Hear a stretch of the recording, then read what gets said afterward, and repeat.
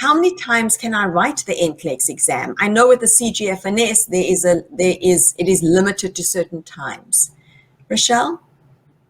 So there are boards of nursing wherein you can sit for the NCLEX unlimited takes, but there are also boards of nursing wherein there is a limitation. Say, for example, through Texas Board of Nursing, you can have unlimited takes within 4 years span of time, which means to say that you can have as much as many takes if you are not successful in your first examination, but it should be within 4 years span of time. And for Illinois Board of Nursing as well, you should be able to pass your NCLEX within 3 years span of time. But with New York Board of Nursing, you can have unlimited days. So as long as you were not able to pass it yet and you are still willing to sit for the examination, then you can freely go through the process again and then sit for the examination so that you'll be able to pass your NCLEX. So it varies. It depends on which board of nursing.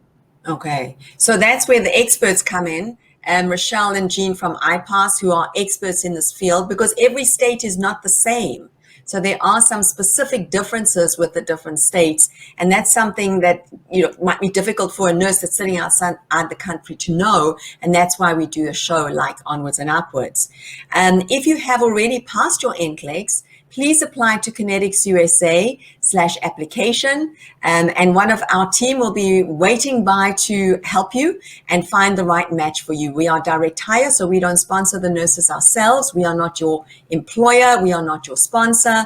This is direct hire, where the employer, the hospital, the nursing home will be your sponsor and your employer. And the big advantage of that, and this is something that not all international nurses know, is that you will get paid the same as an American nurse, which, as Rochelle and Jean know, nursing is a hard job. So you want to get valued and appreciated with that same rate, rate of pay.